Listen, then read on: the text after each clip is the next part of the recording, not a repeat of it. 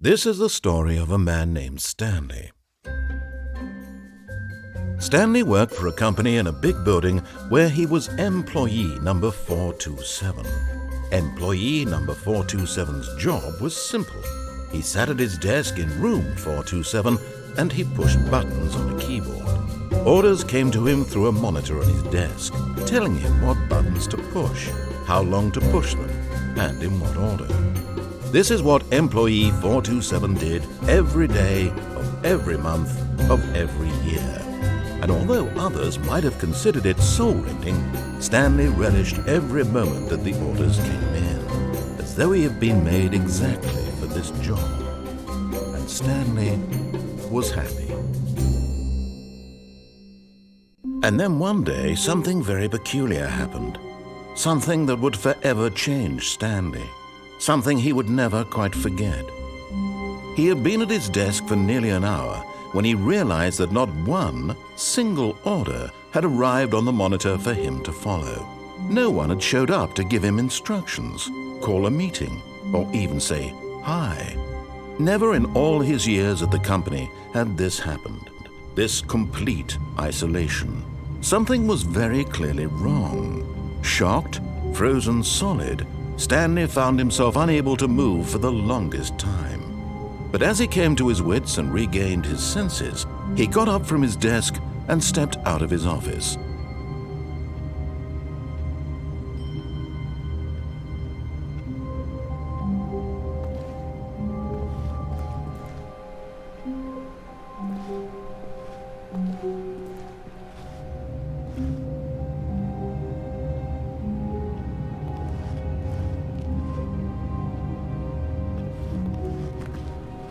All of his co-workers were gone. What could it mean? Stanley decided to go to the meeting room. Perhaps he had simply missed a memo.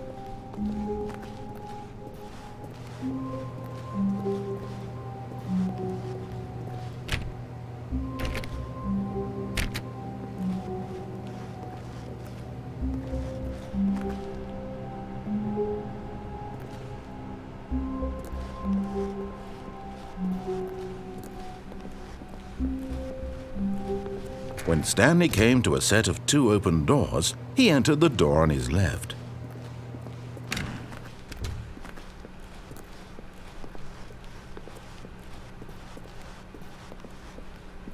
Yet there was not a single person here either. Feeling a wave of disbelief, Stanley decided to go up to his boss's office, hoping he might find an answer there.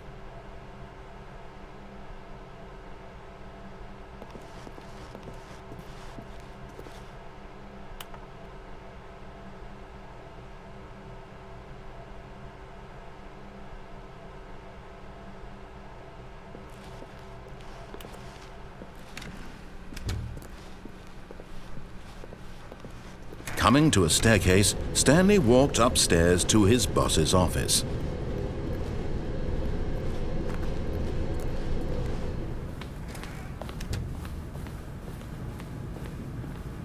Stepping into his manager's office, Stanley was once again stunned to discover not an indication of any human life. Shocked, unraveled, Stanley wondered in disbelief who orchestrated this, what dark secret was being held from him. What he could not have known was that the keypad behind the boss's desk guarded the terrible truth that his boss had been keeping from him, and so the boss had assigned it an extra secret PIN number, 2845. But of course, Stanley couldn't possibly have known this.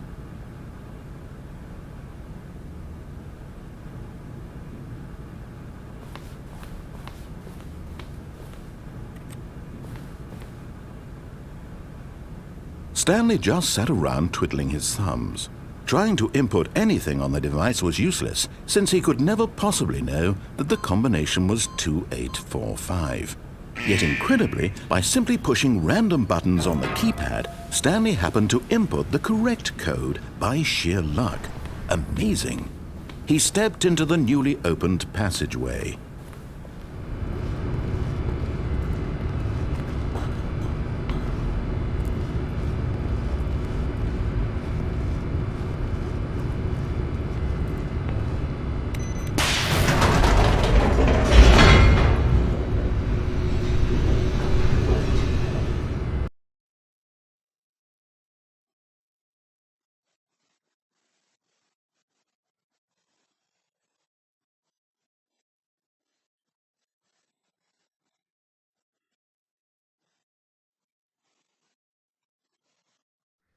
Descending deeper into the building, Stanley realized he felt a bit peculiar.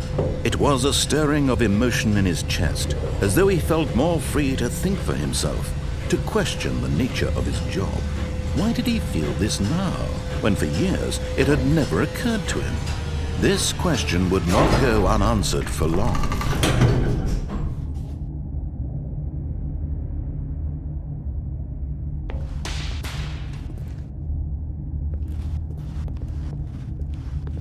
Stanley walked straight ahead through the large door that read Mind Control Facility.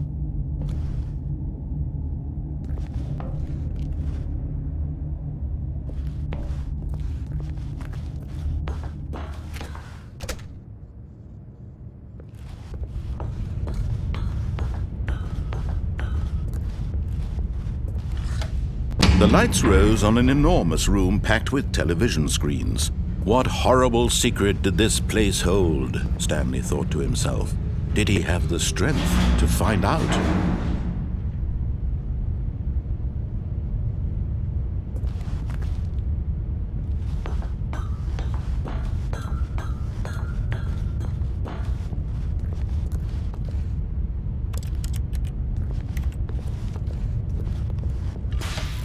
Now the monitors jumped to life, their true nature revealed. Each bore the number of an employee in the building, Stanley's co-workers. The lives of so many individuals reduced to images on a screen, and Stanley, one of them, eternally monitored in this place where freedom meant nothing.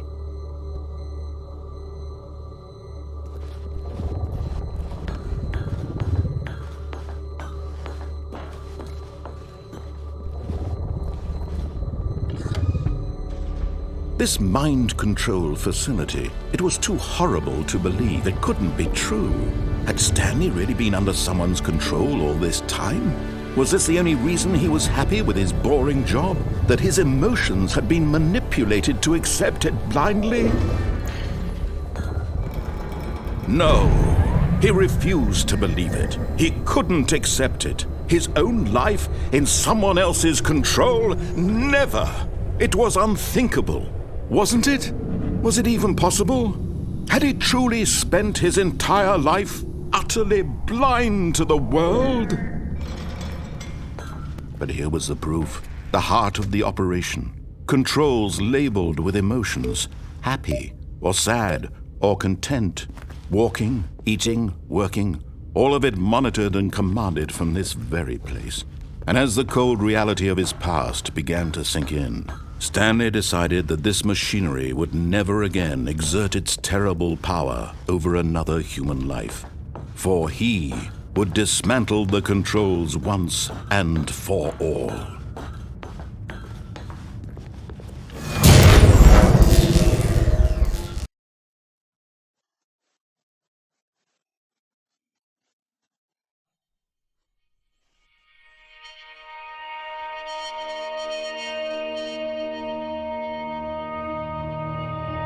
Blackness and a rising chill of uncertainty. Was it over?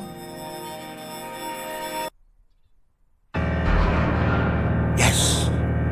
He had won! He had defeated the machine, unshackled himself from someone else's command. Freedom was mere moments away. And yet, even as the immense door slowly opened, Stanley reflected on how many puzzles still lay unsolved. Where had his co-workers gone? How had he been freed from the machine's grasp?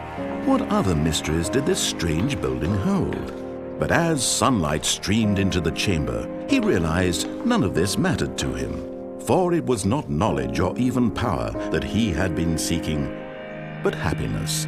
Perhaps his goal had not been to understand, but to let go.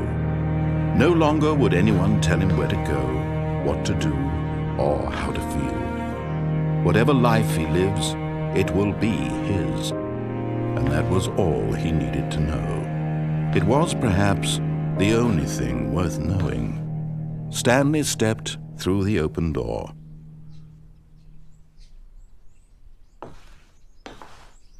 Stanley felt the cool breeze upon his skin, the feeling of liberation. the immense possibility of the new path before him. This was exactly the way, right now, that things were meant to happen. And Stanley was happy.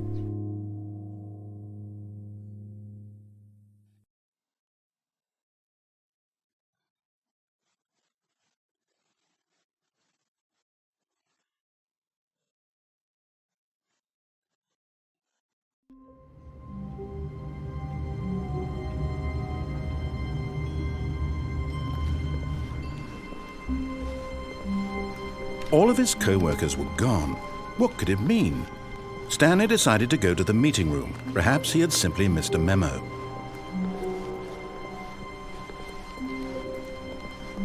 When Stanley came to a set of 2 open doors, this was not the correct way to the meeting room, and Stanley knew it perfectly well. Perhaps he wanted to stop by the employee lounge first, just to admire it. Ah, yes, truly a room worth admiring.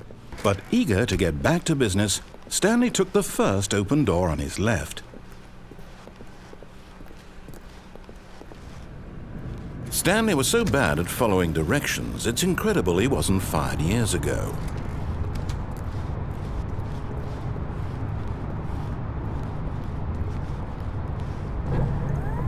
Look, Stanley, I think perhaps we've gotten off on the wrong foot here.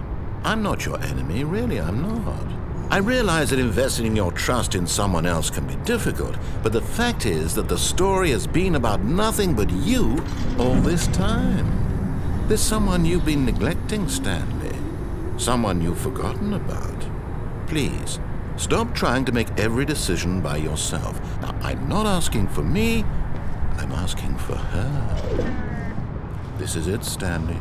Your chance to redeem yourself, to put your work aside, to let her back into your life. She's been waiting. That's her, Stanley.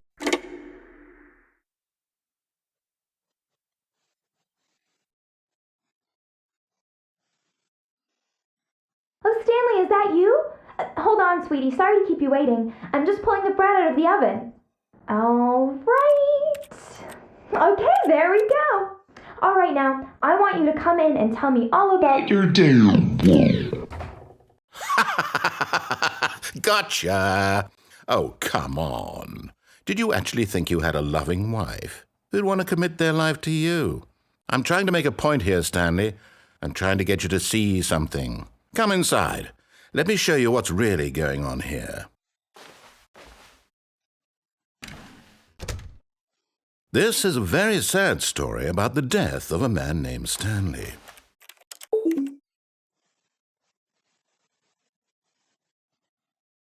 Stanley is quite a boring fellow. He has a job that demands nothing of him, and every button that he pushes is a reminder of the inconsequential nature of his existence. Look at him there, pushing buttons, doing exactly what he's told to do. Now he's pushing a button. Now he's eating lunch. Now he's going home. Now he's coming back to work. One might even feel sorry for him, except that he's chosen this life. But in his mind, he can go on fantastic adventures. From behind his desk, Stanley dreamed of wild expeditions into the unknown, fantastic discoveries of new lands. It was wonderful. And each day that he returned to work was a reminder that none of it would ever happen to him.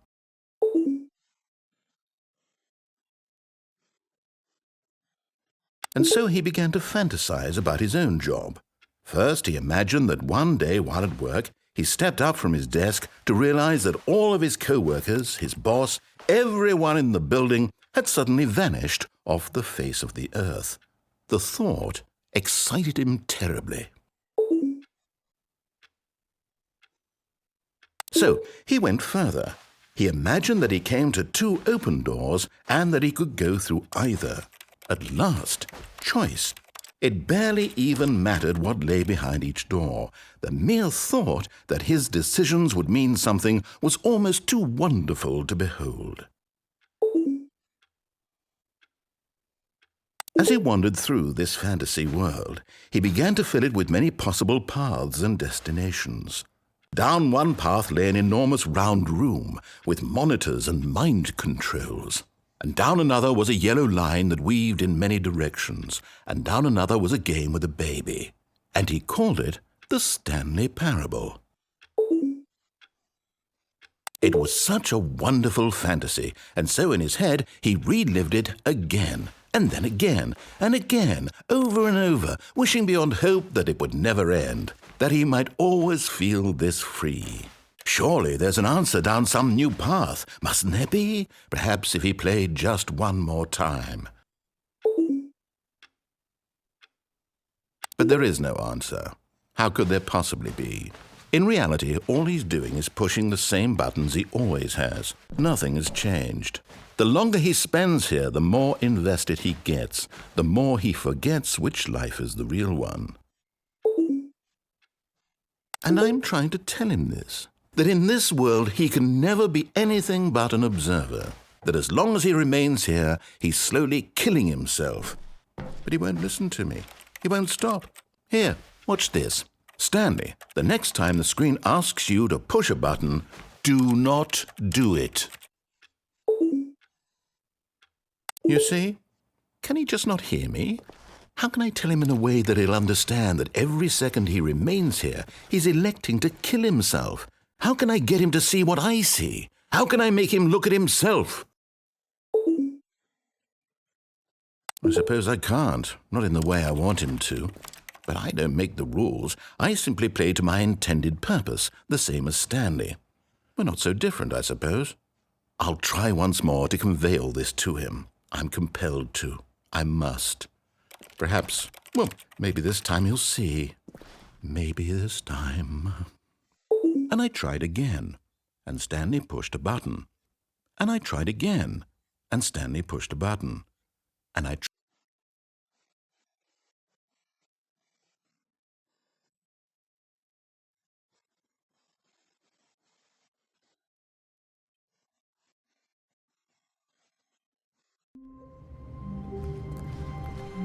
Wait, Stanley thought to himself.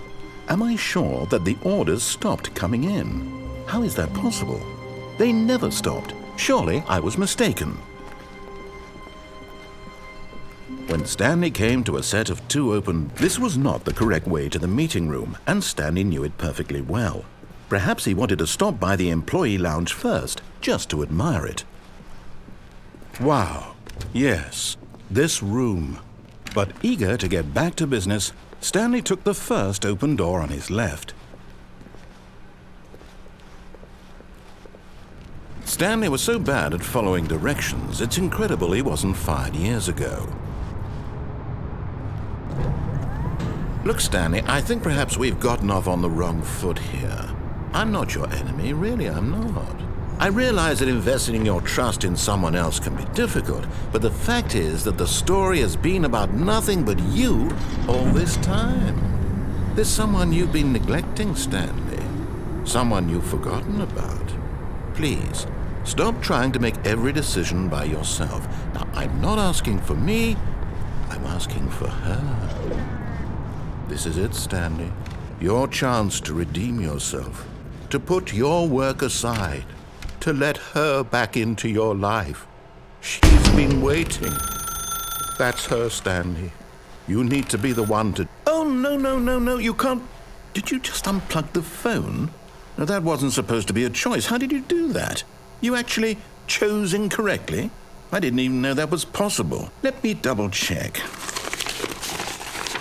No, it's definitely here, clear as day. Stanley picks up the phone. He's taken to his apartment where he finds his wife, and the two pledge themselves to one another. Music comes in, fade to white, roll credits. Not picking up the phone is actually somehow an incorrect course of action. How is that even possible? None of these decisions were supposed to mean anything. I don't understand. How on earth are you making meaningful choices? What did you... Wait a second. Did I just see... No, that's not possible. I can't believe it. How had I not noticed it sooner? You're not Stanley.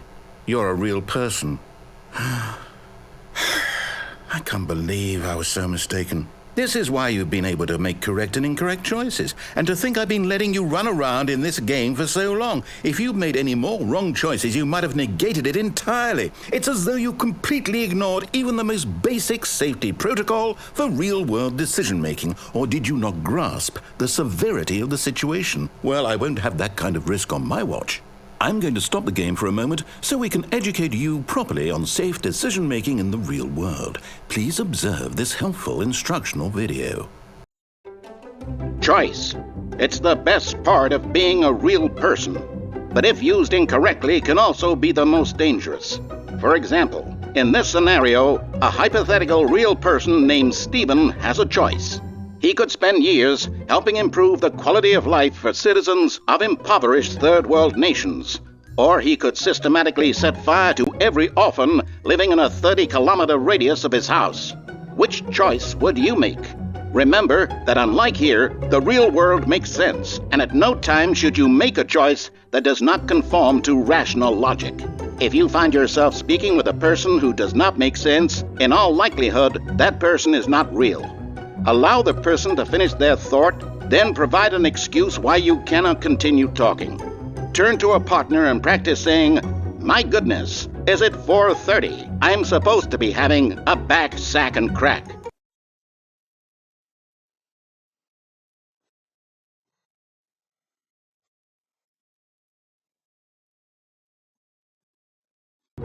Excellent. Making choices on a regular basis is the best part to a healthy decision-making process. Most medical professionals recommend making at least 8 choices per day. Do you make more than 8? Less? And finally, if you begin to wonder if your choices are actually meaningful and whether you'll ever make a significant contribution to the world, just remember that in the vast infiniteness of space, your thoughts and problems are materially insignificant, and the feeling should subside. At this time, your instructor will guide you in an exercise to test and reinforce the material covered in this video. Welcome back. You may have noticed that this room has begun to deteriorate as a result of narrative contradiction. But not to worry. Now that you're properly informed on good decision-making, we're going to revisit a choice you made just a few minutes ago and see what the correct thing to do would have been. This way, please.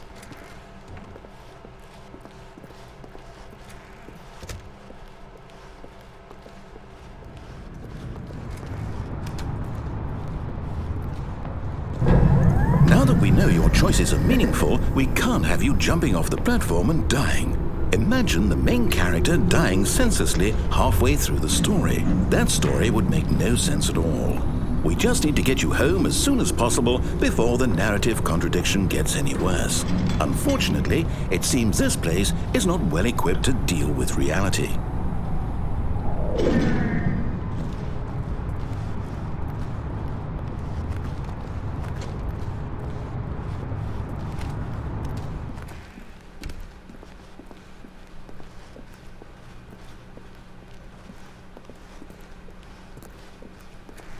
Almost there. You'll take the door on the left, back to the correct ending, the story will have resolution once again, and you'll be home free in the real world. Now remember, all you need to do is behave exactly as Stanley would. That means choosing responsibly and always putting the story first. I'm quite sure you'll be up to the task. Just follow my lead and you'll be fine. All right. When Stanley came to a set of 2 open doors, he entered the door on his left.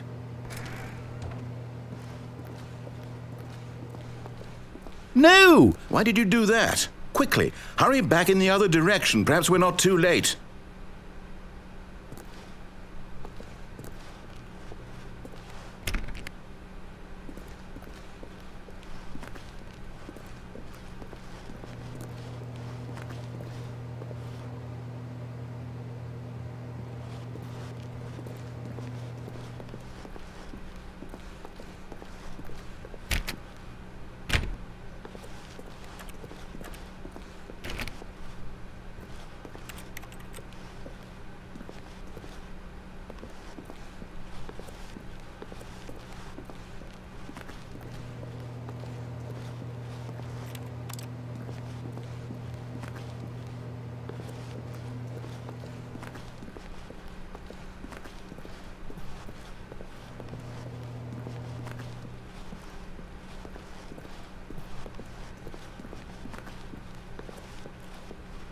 Oh, it's ruined. I can't believe, after everything we talked about, that my story, you've destroyed my work. Why? For what? What did you get out of that? What did you think was so special about seeing the game undone, left here like so much garbage? It's worthless now. And what am I supposed to do? Even if there were a way to continue, would it be worth it? To know that my story is now incorrect? How can I go back to that? I can't erase that knowledge. I'll have to live with it forever, reliving its impossibility forever. I couldn't live that way. Is it better to shut the game down entirely? To willingly destroy all of my work? I don't know. What's the answer? What do I do? What do I do? What do I... No, I have to. I have to shut the game down. I have to. I have to.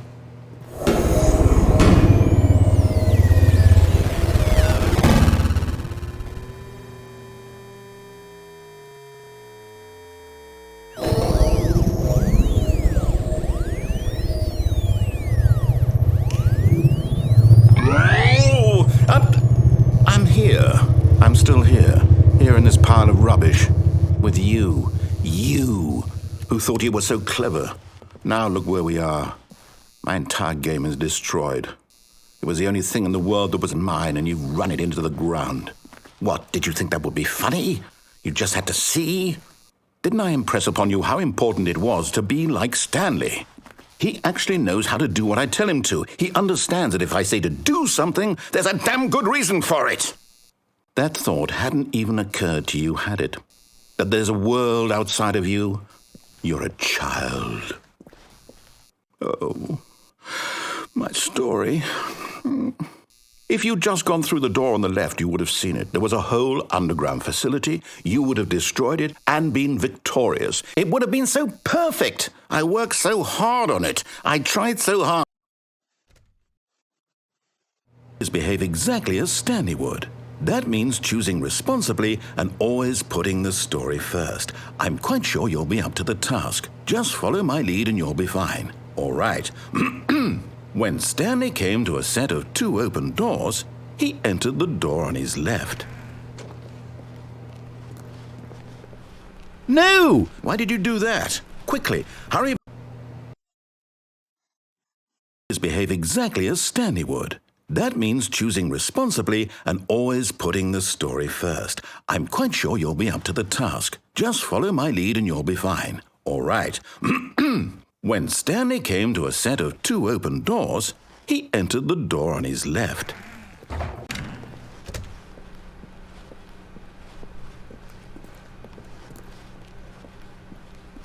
Yet there was not a single person here either. Feeling a wave of disbelief, Stanley decided to go up to his boss's office, hoping he might find... Coming to a staircase, Stanley walked upstairs to his boss's office.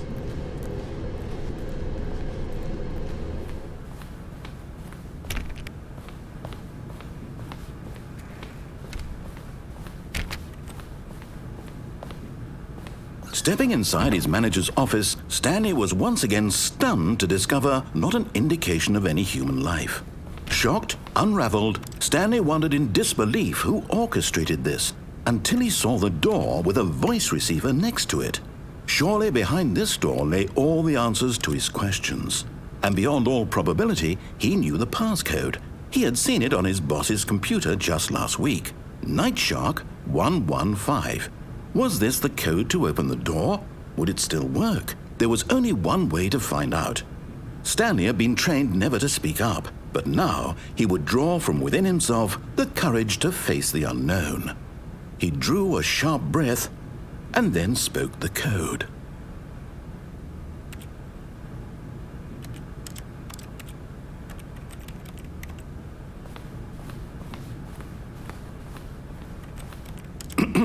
Stanley spoke the code. Night Shark 115. He spoke it into the receiver, right there on the wall.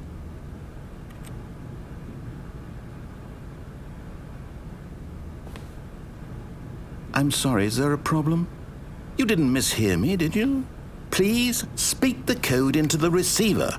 Otherwise we can't get on with the story. This is a crucial step.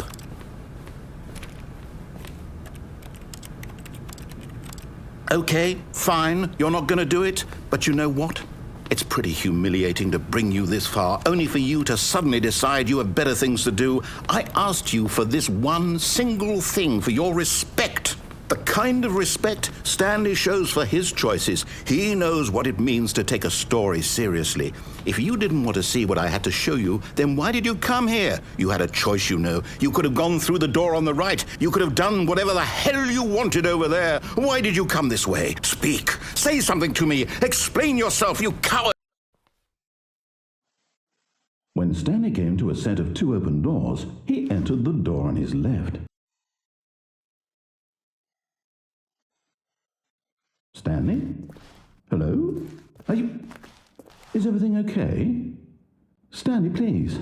I need you to make a choice. I need you to walk through the door. Are you listening to me? Can you hear me? Is everything all right? Stanley, this is important. The story needs you. It needs you to make a decision. It cannot exist without you. Do you understand me? Whatever choice you make is just fine. They're both correct. You cannot be wrong here. We can work together. I'll accept whatever you do. I simply need you to take that step forward, please. Choose. Do something. Anything. This is more important than you can ever know. I need this. The story needs it. So, you hear me? Are you there? Are you listening to this? Stanley, are you there? Okay. It's okay, I can wait. You need time to decide. Time to make sure your choice is correct. That is the best choice. That's all right. I'll wait for you to decide what's the right thing to do. Take as much time as you need.